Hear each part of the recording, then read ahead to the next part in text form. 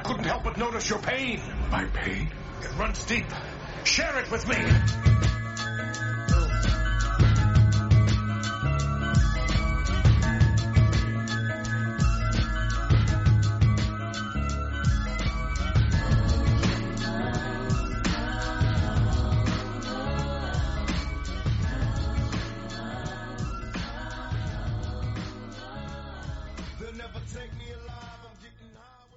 Welcome back. Thank you for checking out another edition of the 12 Kyle podcast.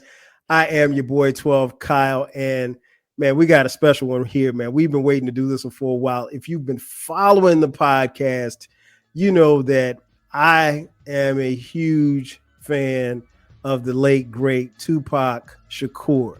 Had several podcasts talking about Tupac and talking about Biggie, broken down Tupac's albums. Talked about the classic albums that I think Tupac has produced, and just have, had several conversations about Tupac.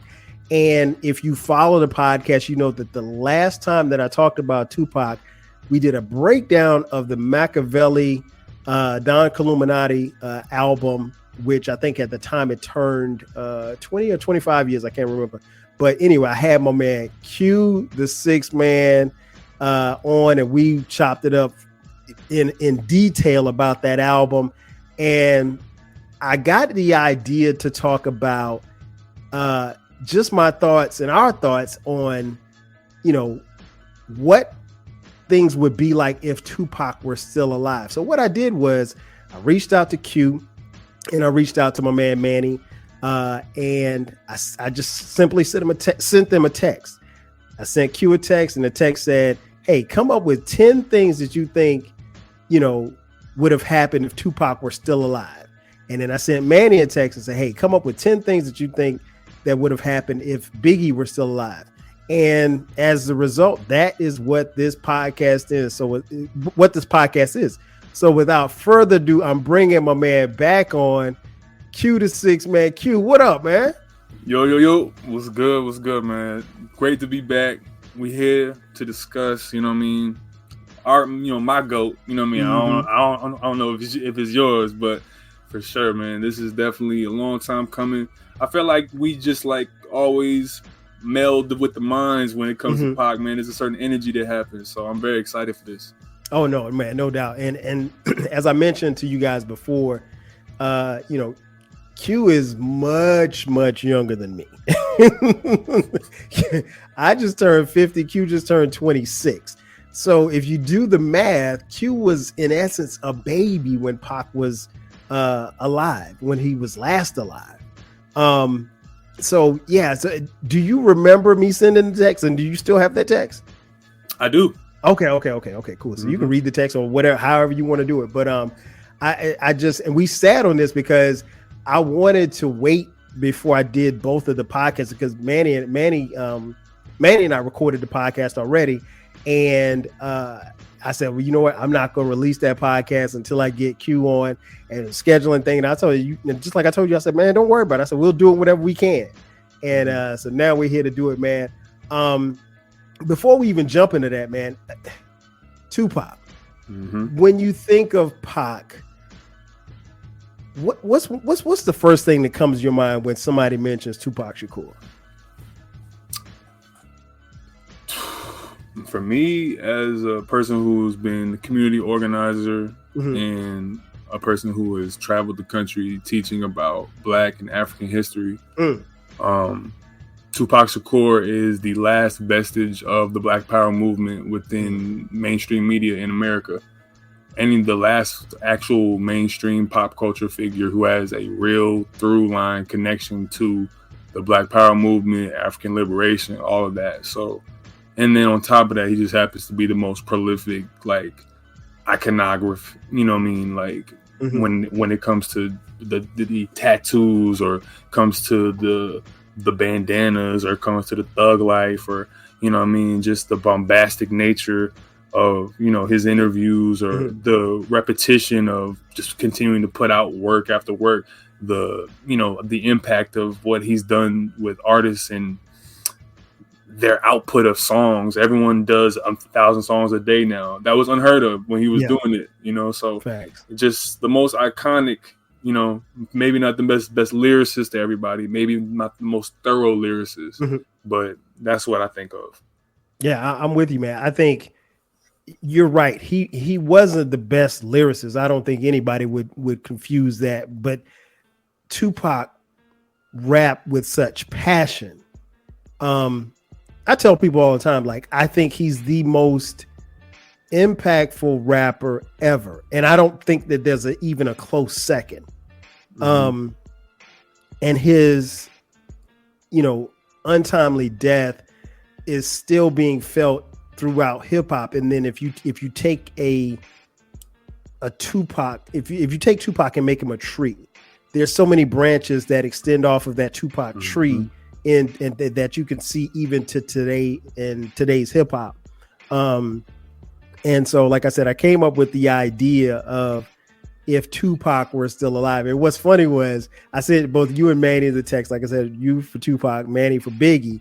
And Manny was like, all right, bet, I got you. Just let me know when you want to record. You, on the other hand, wrote 10 things out in the text message. And I was like, no, Q, no. I was like, no, just save it for the podcast. So yeah, let's go ahead and jump into it, man. And they don't have to be in any particular order. What's one thing that you think would be happening if Tupac were still alive today? In 2022, because I wanted to like kind of revise it a little bit, so I went back and did for this year, and then if you wanted to just do immediately, like maybe 96, 97. However, it's your show, bro. You got 10, so I'm here for all. Let's do it. I'm thinking let's start with if Vegas did not happen. Okay. Nas was supposed to go to Vegas and shoot the video for Street Dreams. Yes. And I believe Pac told Suge he wanted to do an album with Nas. I think they would have did an album. I think they would have squashed it. And I think that would have set the entire tone for the next 15 years of what hip hop's lyrics and what the actual imagery should have been. If you look at where Nas was going with It Was Written, if you look at where Pac was going with Machiavelli, towards the end of his life, he was making music that was much more spiritual, much more like grounded in like being human music. You know, he even used that type of terminology. I think of like If I Ruled the World from Nas, and like all of these type of symbols and all of this type of content coming together on the same side, squashing the beef in Bryant Park. I think that we turn away from the Puff, Hove, money, cash, hoes, ain't it money, you know what I mean? All that stuff, that kind of falls by the wayside. And then the two conscious brothers, the more like, you know, liberation-minded brothers, I believe that they become the two. And I do think it's a deliberate thing that Nas was made to become a joke by places like Vibe magazine and giving him, you know, putting him in shiny suits and all that stuff. They kind of, you know, turned him into a little bit of what he was fighting against, or at least, you know, started out being against. And then Pac just, you know, being murdered completely shook the entire landscape. So it did. If they were able to squash beef, that would have been, I think they would have dropped an incredible album. Man, that just the idea of that makes me it makes me smile, man. I mean, I agree 1,000%. We know that Nas and Pac met up you know, prior to Pac being murdered. And we know that whatever beef that they had was squashed at that meeting. And I could definitely see that happening. I could definitely see that happening. And a Nas and Tupac album, bro. Man, listen. I don't even know who I want on that production. Like, I need everybody. Primo, Mo B, like everybody got Daz. I don't know. Somebody. It needs to be everybody on that. Everybody, yeah, definitely Daz. Daz. Need that. What about number two? What you got for me, number two? If Pac was still alive, Pac was still alive. Pac would be, I believe, where we hold Will Smith at in terms of acting, in terms of film, in terms of just being a true thespian. People don't understand. Tupac actually, when he was about 11 or 10 years old, he rewrote a Shakespearean sonnet in plain English.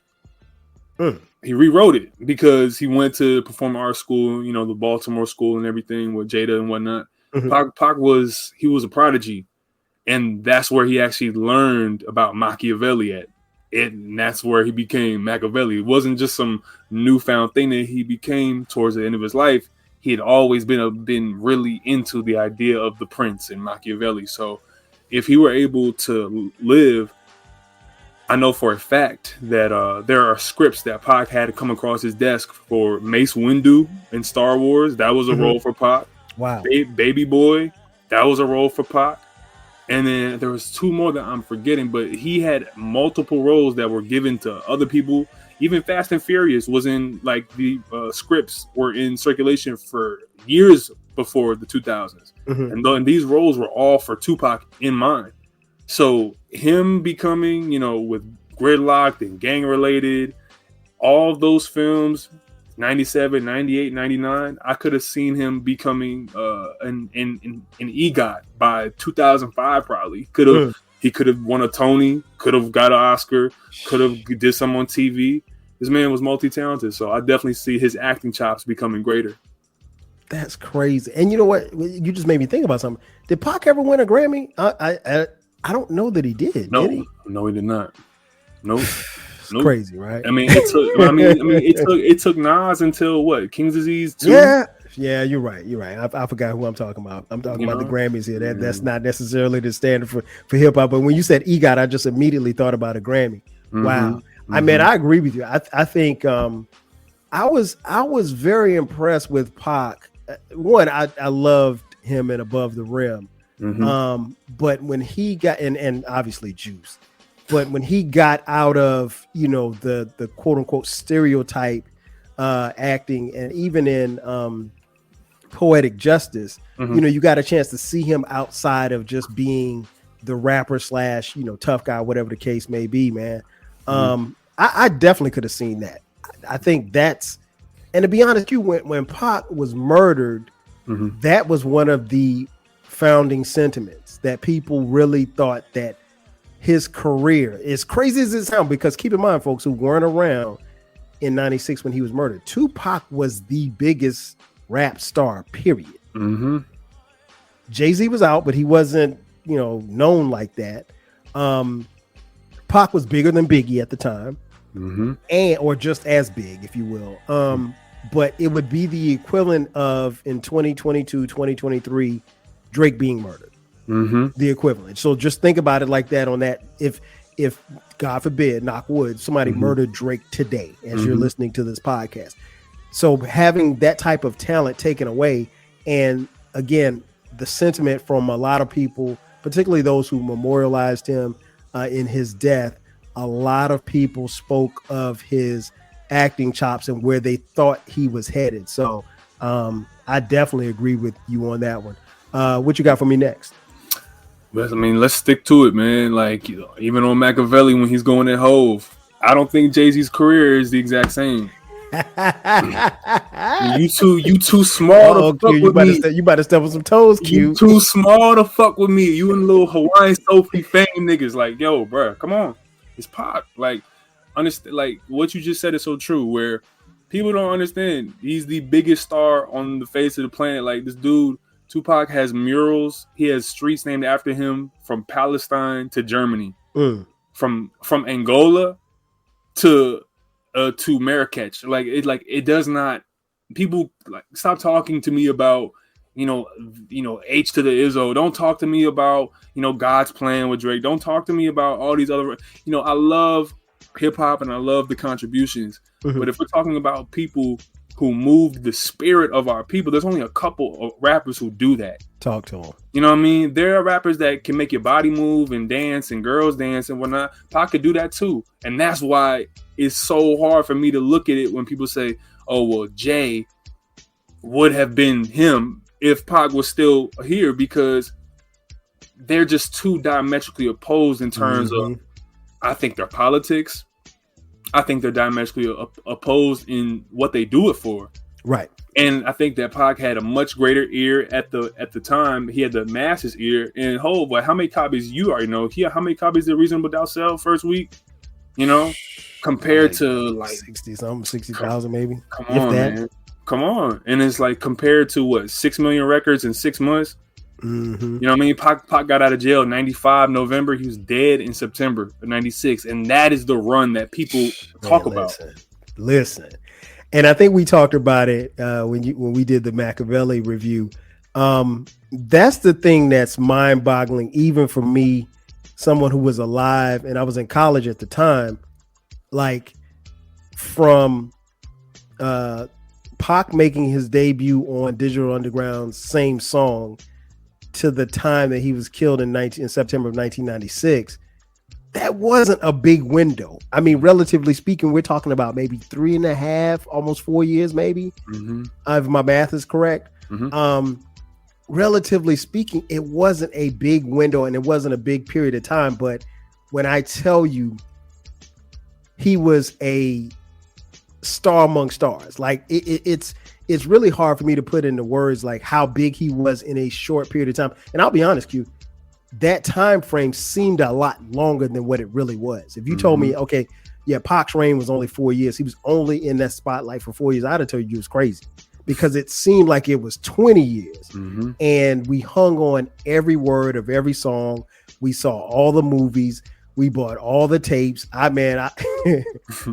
bought Thug Life. And I'll be honest, that Thug Life album really wasn't that good, but I bought it on the strength of Pac. You know what I'm saying? Mm-hmm. Because those are his boys. I mean, the Outlaws albums, you know, you bought because of the affiliation to him. And I thought the Outlaws, they were okay. They weren't, you know, they weren't great MCs or anything like that, but they were his boys and he put them on.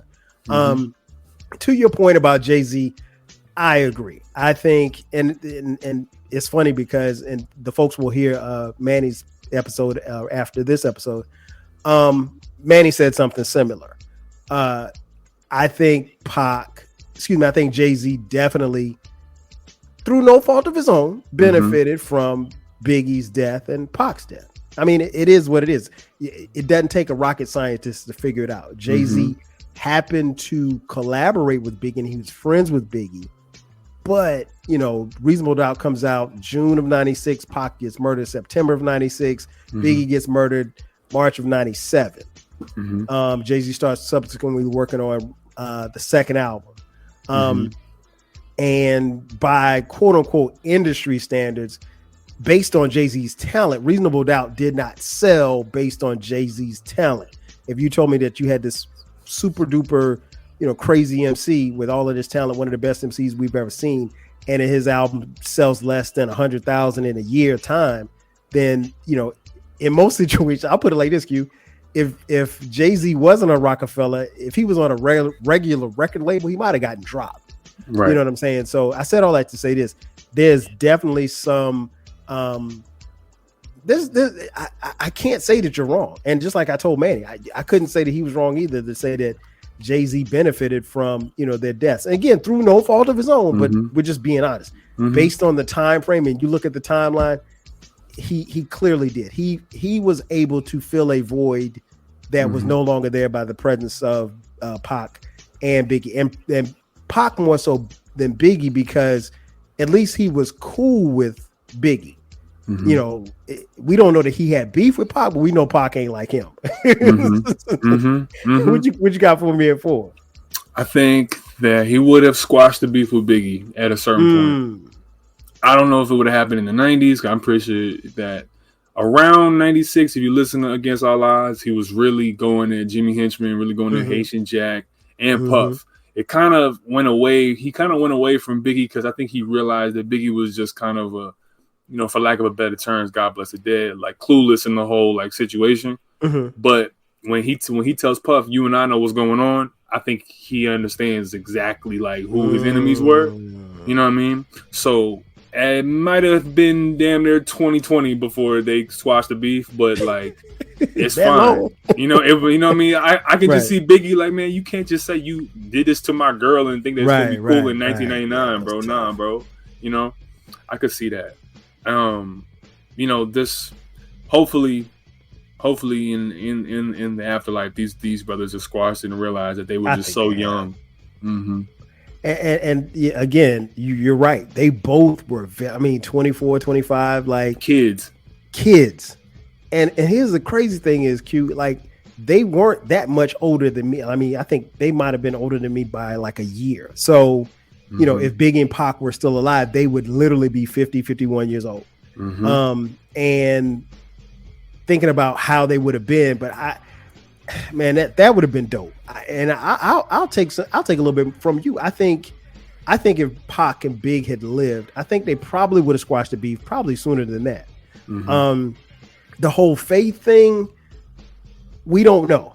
And I don't know that anybody knows. I think the only thing that I know is that Faith did go record a song, and there was someone there that took a picture of them together. And, you know, this is before social media, so we don't know. I mean, it wasn't like Pac had sent out a tweet saying, yo, I'm about to go knock this down. And so I think even at best, she was somewhere in a studio in LA or somewhere with Pac, and Pac just kind of made it look like, okay, well, you know, let them believe what they want to believe. And then he kind of threw it out there. But even in doing that, you know, you're playing as a man, you're playing a dangerous game. But that being said, man, I agree with you. I think they would have eventually stopped beefing. And I think because they, for what we know, Pac and Big were friends, like not just people that know each other, like they were friends. I would go out on a limb and say I think Pac and Biggie were more friends than than Big and Jay-Z were, based on what we know. And we don't know a lot, and you know, it's not a lot that's documented about it, but just a little of we know from those who told the stories. But yeah, I'm with you on that. What you got at 5? He would have left Death Row. Woo. Would have left Death Row. We would have started Machiavelli Records. He was already doing it. And number one, that's why I think he was killed. I do not believe. And if people want to corroborate information, I brought this book up in the last episode we did. But it is called The FBI War on Tupac Shakur by John Potash. You know what I mean? And it's a very short read with court documents, with actual FBI files. Tupac has an FBI file that you can look at on Google. Yes. It's under the Freedom of Information Act. And there's just way too many missing pieces, way too many fishy details. So there's a lot of money he was owed. He was owed about $60 million from his contract in Death Row, and he was only getting about $3 million. Plus, Pac was under a lot of repression from the court system, so he had to pay a lot of fees. And, you know, it's always so funny how we get these, in my opinion, counterinsurgent narratives about Tupac. If they just want to paint him to be like he was just this violent, wannabe, misguided gangbanging thug who got caught up in the wrong situation because he was so rage-driven. When I don't see that narrative at all. I see somebody who could not leave the state without court permission. Yes. I see somebody who was in the studio 24/7 making all these songs, going from the studio to movie sets and back.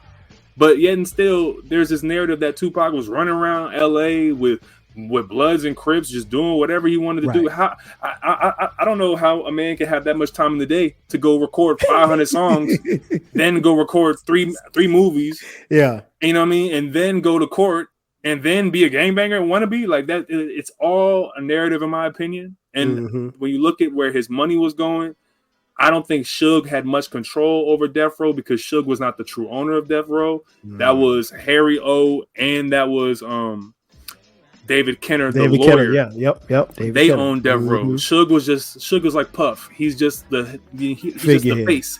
Yeah, exactly. He's the figurehead. He's like a president, a real president, actually.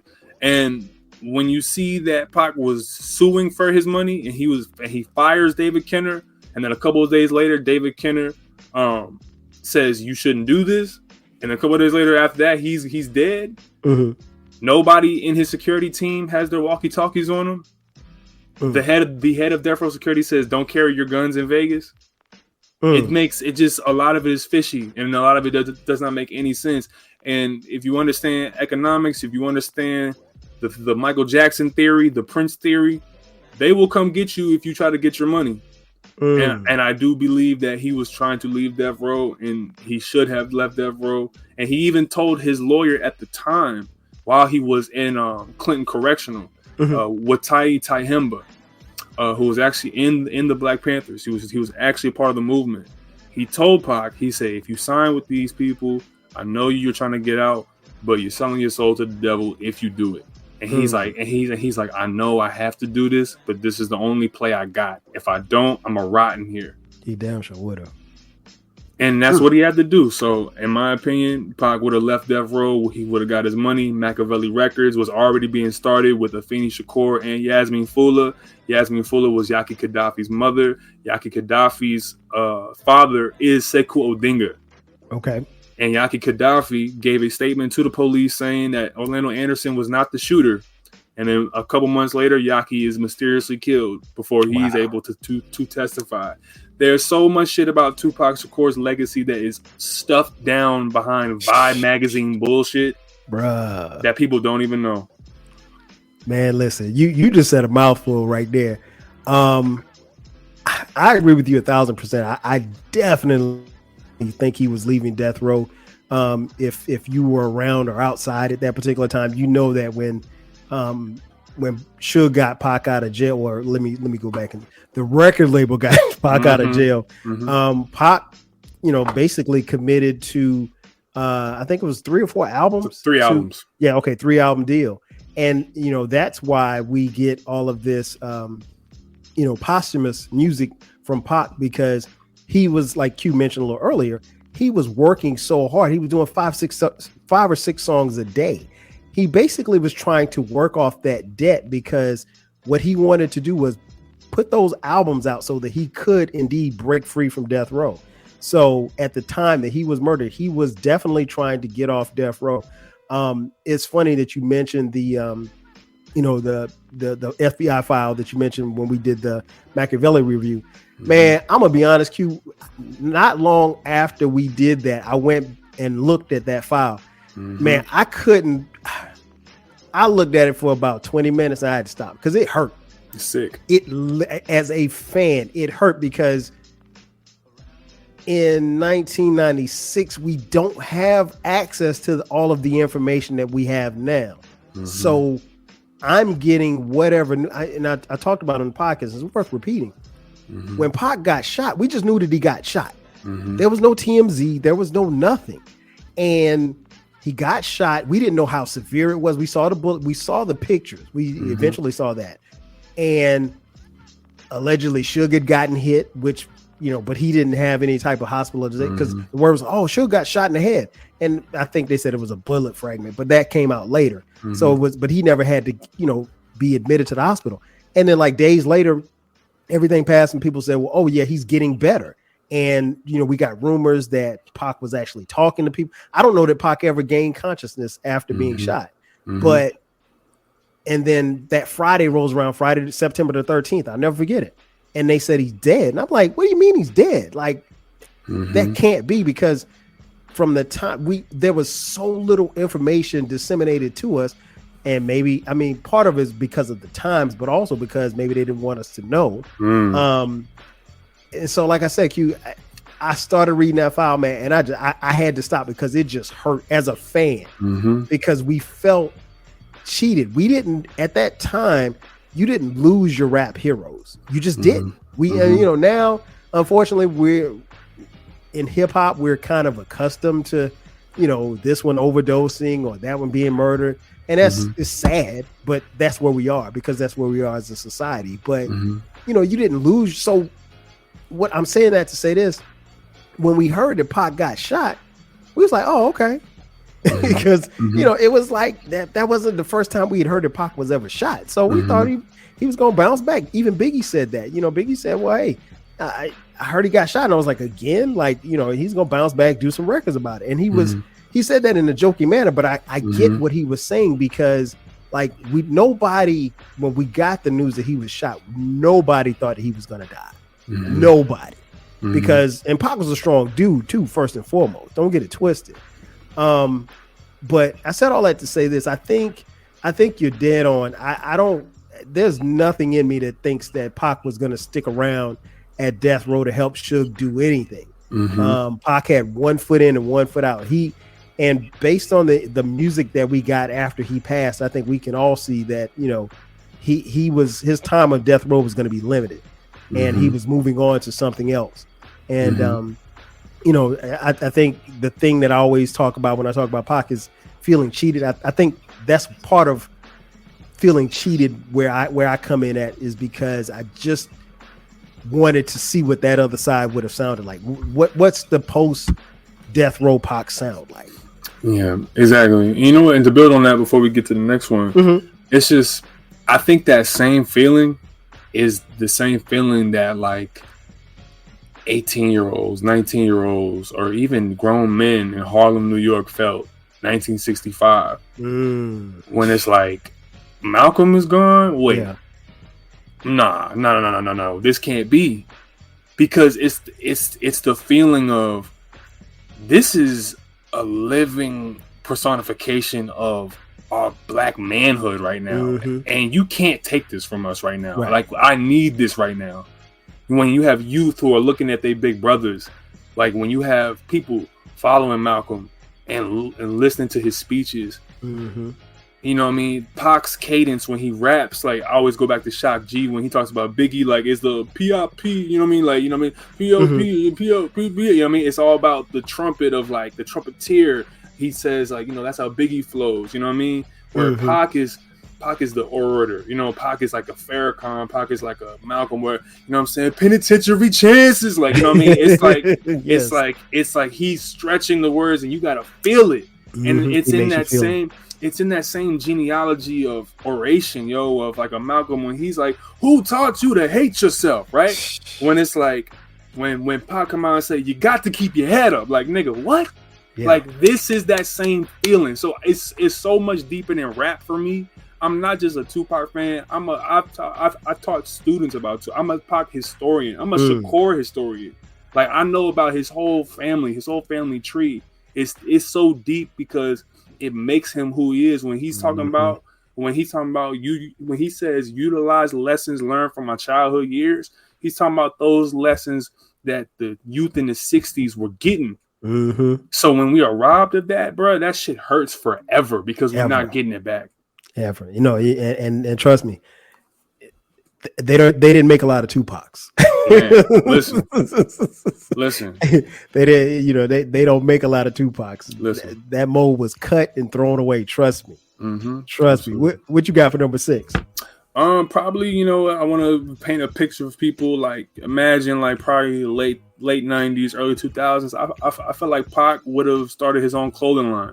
Okay.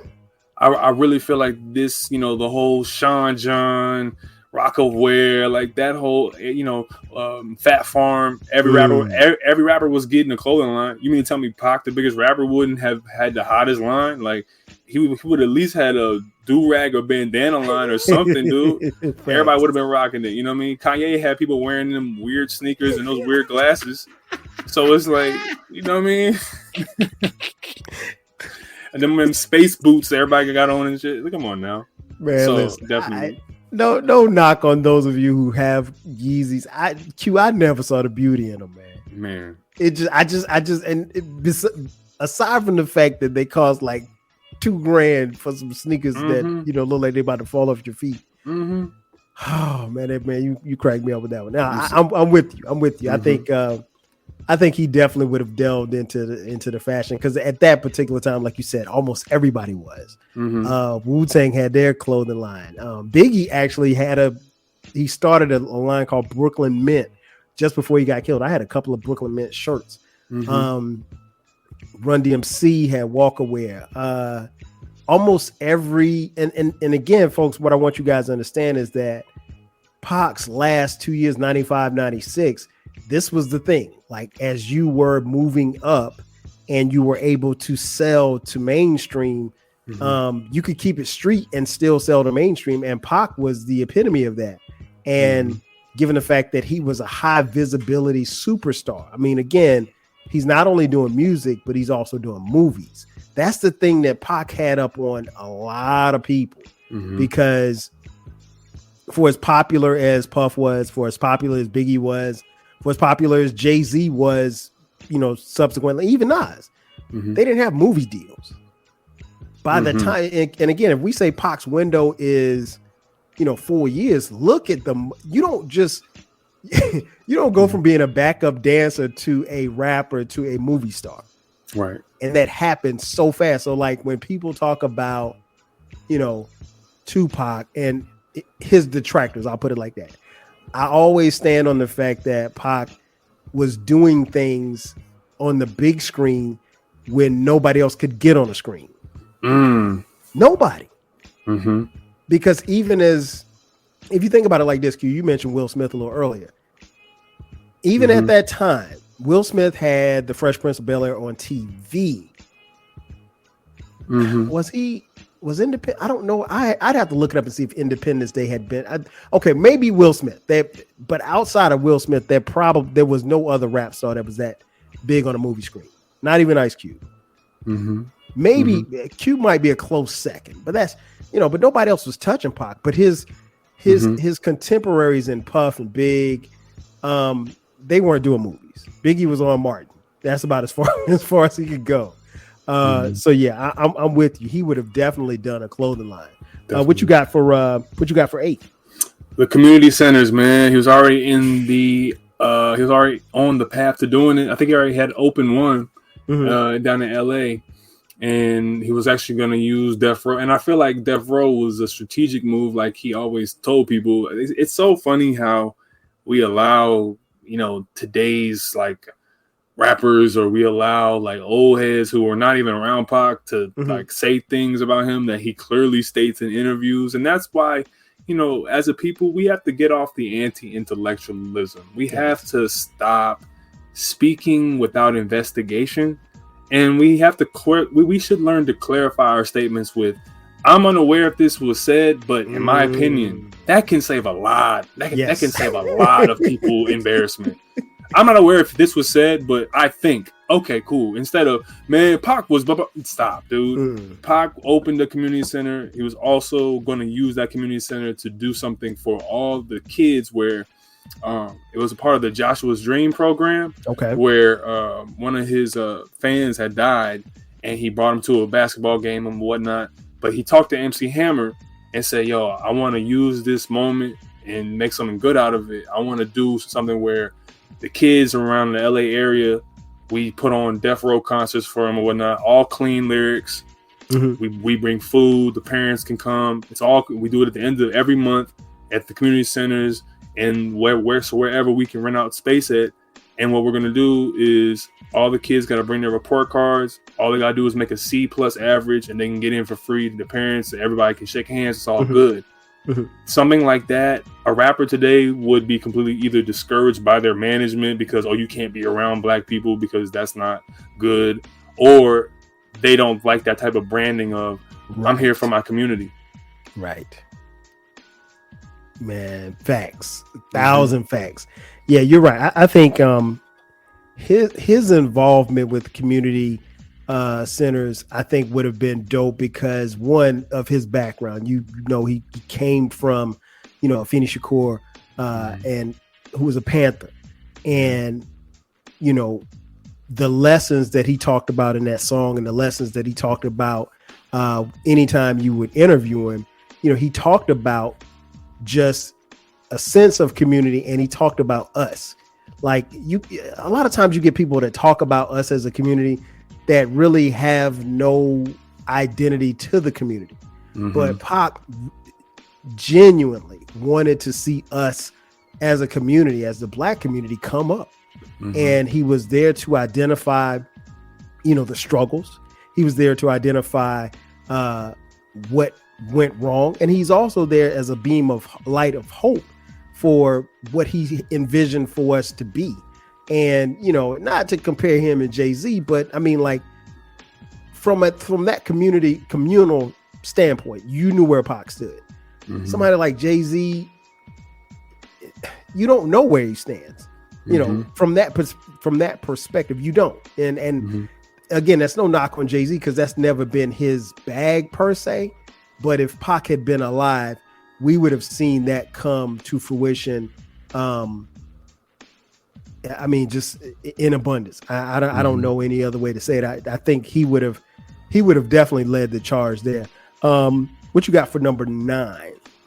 So I've been dealing with specifics the last couple ones, just using his words. But everyone loves this album. I know it's your favorite one from him. Mm-hmm. But after Machiavelli, he was gonna make Me Against the World Part 2. You know, it was probably going to be titled Until the End of Time, and that is what came out posthumously. But I hated the production that they did to Pac's songs after Machiavelli when they did the posthumous ones. Because look, man, all the Eminem beats and this, like, dude, what of the 50 Cent features? No disrespect, but right. Dude, that's too. You don't need to put anything modern to Pac, and a lot of people don't know, but if you go look at Johnny J's original versions of Tupac's music, Pac's samples were very much so like 5 stair steps, like very much so the 4 Tops. It was very much so Marvin Gaye, very much so Stevie Wonder samples, because he grew up in a household with Afeni and Matulu where they were listening to that music, because that was the music of what the organizers of the 60s were listening to. Earth, Wind, and Fire, all that stuff was, you know, amazing. So of course that was, you know, present in his music. You could look at it for Never Call You the B Word Again. You could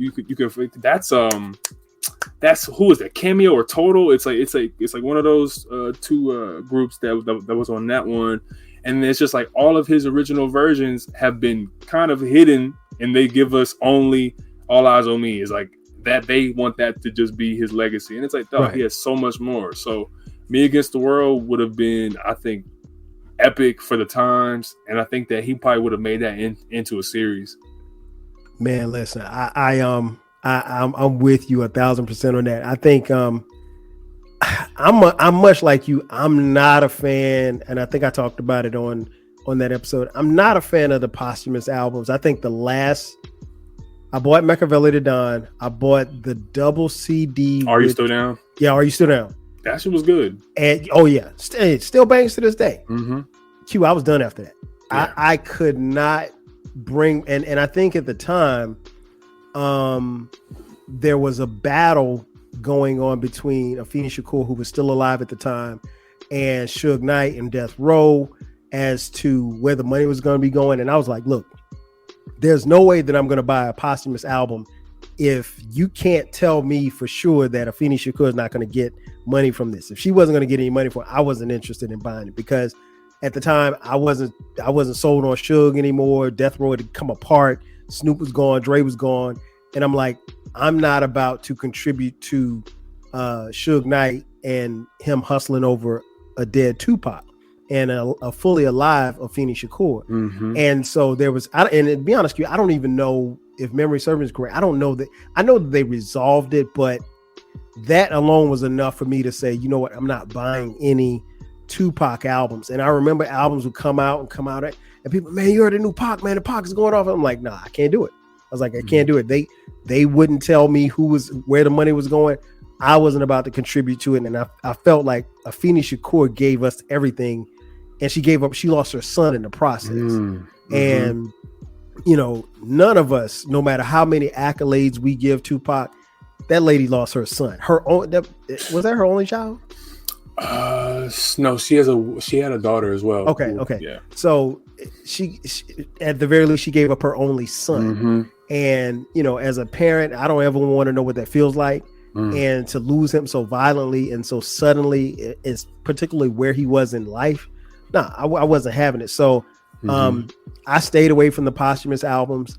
I would have loved to have seen where he was musically had he lived, because if he's away from Death Row and he's getting older, I think you have a different sounding Tupac. I think you have a Tupac who is, you know, much like how we've seen, you know, for better or for worse, how we've seen Hove.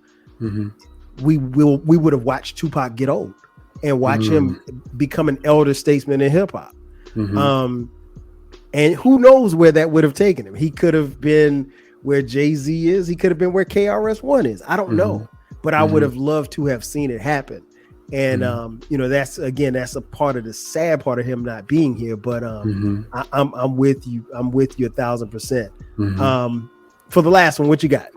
The last one is more all encompassing, but I think Tupac would have utilized technology like we've never seen before. I wouldn't be surprised if the man started tech company or something. I wouldn't be surprised if the man had multiple apps for artists or whatever. I wouldn't be surprised because, the ideas that he was doing with even someone like, quote unquote, AKA Monster Cody, Sanika Shakur, his ideas of, Pac calling him, and you can actually listen to this phone call online. If you type in Tupac Sanika Shakur phone call, they talk about, let's get me, you, a bunch of rappers, let's go around the country and let's go regulate the drug dealers to give the blocks back to the kids between 6 and 11 p.m. You know what I mean? Like, just let the kids have that time, and then y'all can have the streets back between 11 p.m. and like 6 p.m. You know what I mean? Like, just have it. Like, you know what I mean? We want to have a community. Again, we want to have like a program for our kids. We want to have like sports teams. You see Snoop take these ideas. All these ideas have. So, in my opinion, can y'all imagine Tupac on Instagram Live? Like, dude, like that is insane. Like, that is actually like what Tupac making a TikTok. Oh my God. You know what I mean? That's crazy. That is great. It's funny to think of it. Tupac on Twitter clapping back. Come on, man. And Jay, another thing, Jay, about that shit you said, like, yo. Let me ask you something, man. We both know Pac to be I'm not even gonna say political. He just spoke the truth. And I mean, like, I'm very cautious about putting those type of labels on people because sometimes you can put those labels on people just because so that the other side can take it and run with it. But as far as the politics, as Democrats, Republicans, if Pac were alive, could you see him being somewhere in the middle? Could you see him saying, hey, forget politics altogether? Could you see him siding with Obama? Could you see him calling out the Clintons? I'm pretty sure Pac wouldn't have liked Trump. Where do you think Pac would have stood in the political landscape that we've seen over the last, let's say, 20 years? I think that's such an amazing question because the politics of Tupac Shakur, they have the ability to go multiple routes if he's left unabated, right? If he's left to allow himself to create his record label, do his movies, he probably would have started his own film company, right? And what would this have done to his connection to community, right? Would it have drove him closer to us, or would it have drove him further from us? Because money does change your psychology of how you view people. But part of me feels as though the women that he had around him, the powerful Panther spirit of the women around him, it would have kept him grounded. I want to believe that truly in my heart, that it would have kept him grounded in a place where he would have been more of an independent. And I feel like even in that conversation with Sanyika, he speaks about this, where he's like, look, we can register people for Democrats, Republicans, independent. It doesn't matter. As long as we have a role of people within our community that we can look at and say, okay, this is power, because we know where everyone's at and we can organize them. So if he's talking about, I think it was in the last interview, you can type it in on YouTube as well. It's called Tupac, The Last Interview, where he's like, I promise you, in 20 years, if God give me breath, I'm gonna be so far from this.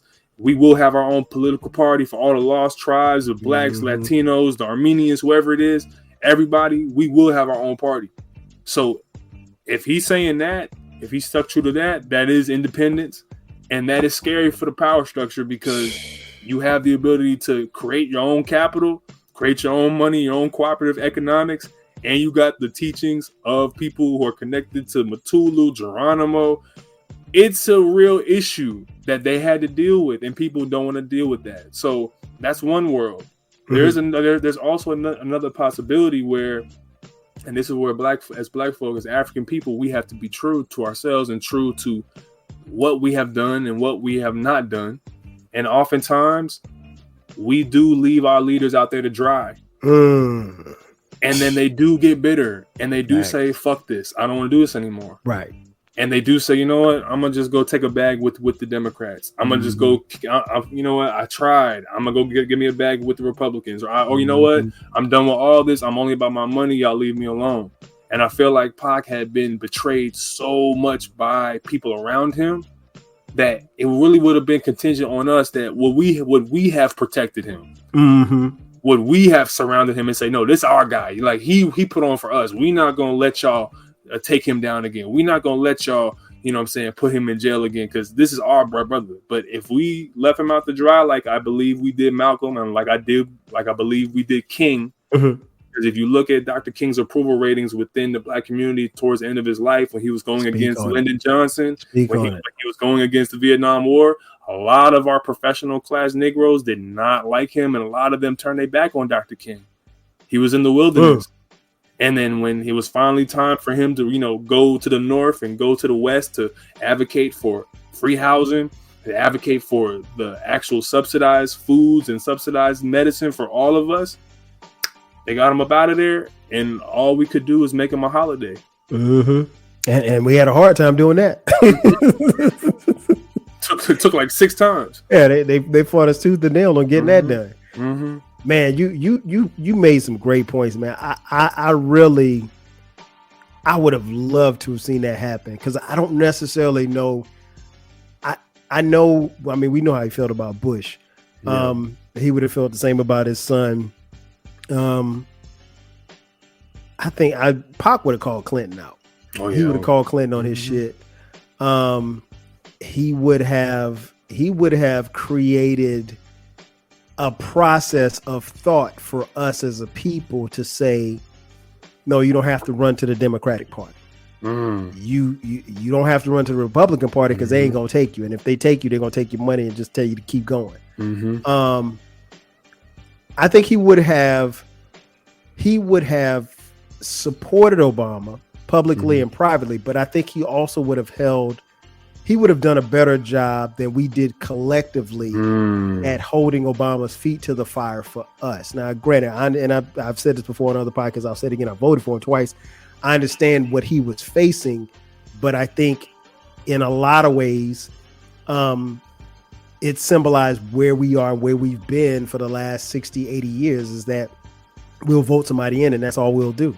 You know, we don't hold their feet to the fire for the things that they promised that they would do. And you know, not to get on the political tangent, Q, but that's been my struggle and my voice for the last 10, 15 years is that I think we have to do that. Now, regardless of how you vote, you know, if you so choose to vote. And the thing is, I think is that we've gotten to a point where people get so disenfranchised that they don't even want to vote because they're like, I'm not about to vote for the lesser of two evils. And then if I do that, I can't even hold this guy's feet or this woman's feet to the fire because they're not going to do what it is because they don't have my best interests at heart.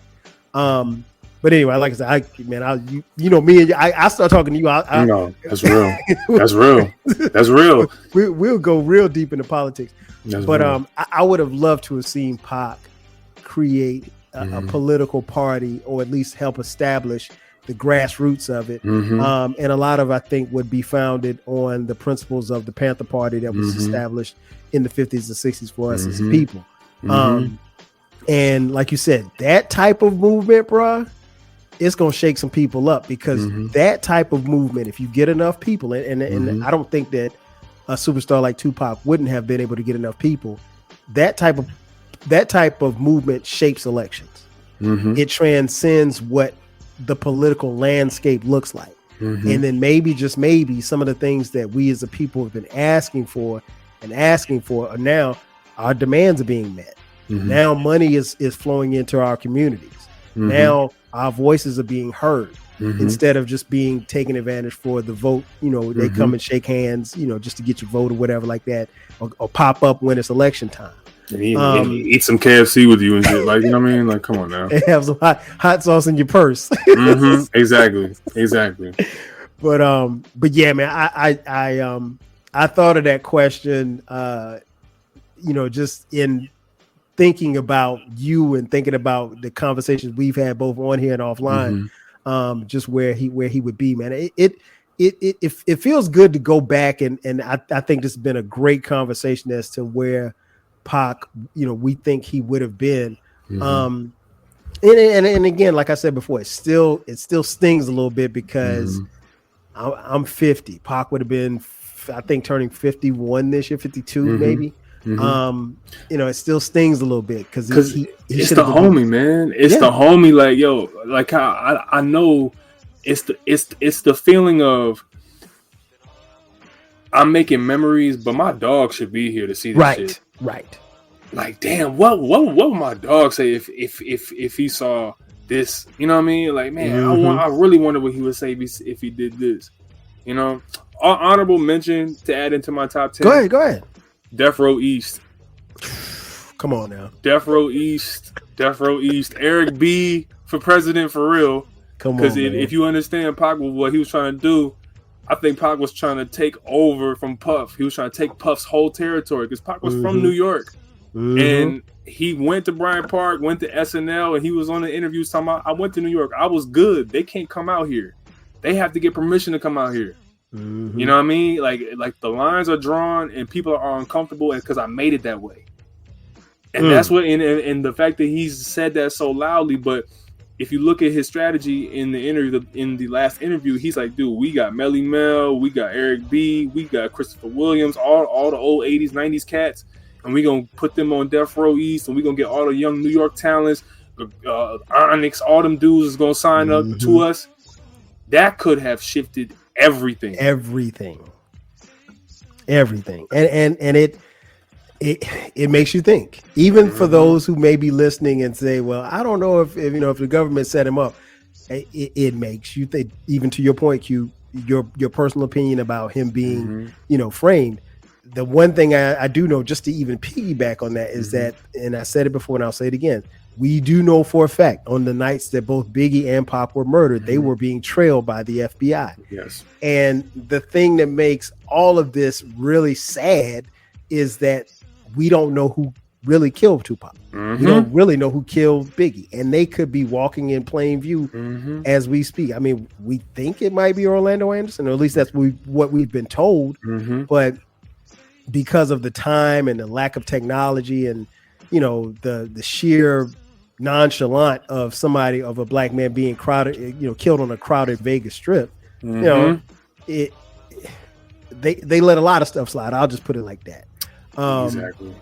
Kyle, they got footage of JFK getting shot. They ain't got footage of Tupac getting shot. Like, people need to stop playing with me, man. Q, not only do they have footage of JFK getting shot, we got different angles of him getting shot. Come on now. And then they don't have images of Tupac Shakur in Vegas. In Vegas, of all places. And no one ever questions how, or they have just 3 seconds of Orlando Anderson just sitting right there. Just that's the only footage we ever see in the lobby is him standing right there. We don't have the image of Pac hitting him, and we have the jumping. Nothing. We have absolutely. What we were told was that a fight broke out, and then Orlando Anderson retaliated, and he came up on him on the strip and shot him. I don't know. I mean, if Tupac gets shot in 2022 or 2023. As opposed to 1996, it's a different story. Yeah. Now whether or not he lives or not, we don't know. But I mean, as far as like the surveillance, I mean, there'd be surveillance cameras everywhere. We would have answers, and unfortunately, we don't. But man, this has been dope, man. This has been a great exercise. Like I said, when I came up with the idea, I couldn't think of anybody else that I would want to do it with besides this brother right here, because you guys know he's been on here before, man. But And here's the thing, I'll let you guys in a little secret that some of you already know. He's only 26. he's a real person, but he's only 26, man. But I mean, a huge fan.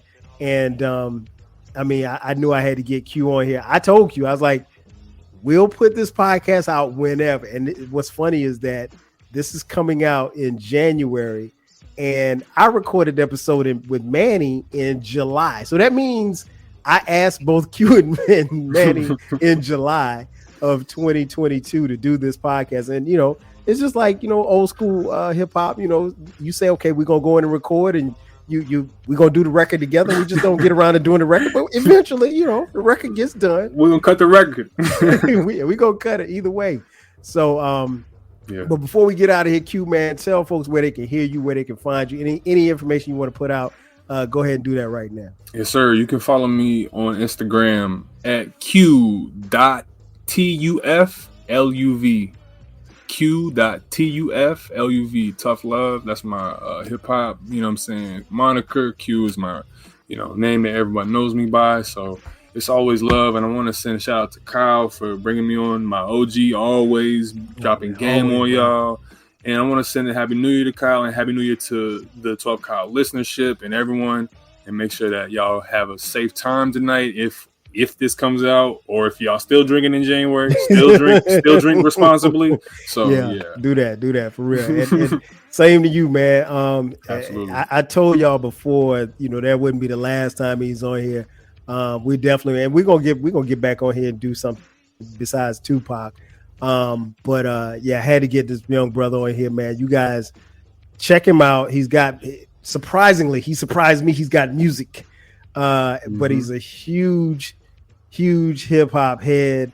And as you can tell, he knows his shit.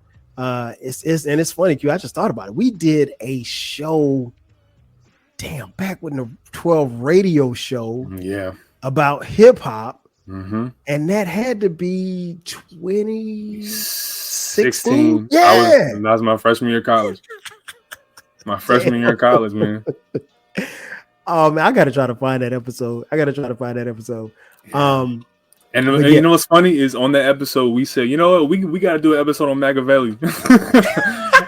and then that happened just 7 years after that. Yeah, man. Well, better late than the thing is, when we say we're gonna do it, we're gonna do it. Yeah. For sure. And make sure you guys check Q out too. He's also in Dead End Sports. Absolutely. You pop in once every 2 or 3 weeks, right? I try to get on every Thursday, but the way that this schedule's been going, it's been pretty spotty. But I think we had our last show about 2 weeks, and we're gonna start back up in January. Man, I'm going to try. Going to try to get in on the Thursday show. You guys know I've been down with Dead End Sports, man. It seems like we've been running forever. It's damn near 10 years now. But I'm gonna try. And bruh, the next time you come to Atlanta, man, don't wait till you get to Atlanta to let people know you in Atlanta. Because I think when you came this summer, I was in Houston. And so I couldn't, when you came to the studio, I couldn't even, because you was like, I'm gonna pull up at the studio. I was like, man, shit, I'm in Houston. man, Kyle was at Onyx, you know what I mean? Getting it in, like, you know what I mean? Yeah, I ain't know that. Like, damn, man. I was like, because we have not physically met, but I mean, I've been running with this cat, man. It's been a nice run, man. But Q, my brother, appreciate you for coming through as always. Much love to you. Much prosperity in 2023 is gonna happen. And like Likewise. I told you before the show, I'll tell you again, man. It's right there in front of you. Go get it. Likewise. Don't wait on nobody. Don't wait on no permission. Don't ask nobody. Whatever it is that you want to get, go get it. Because it's there, and you're at that age where you got the time, you got the skill, and you got the knowledge.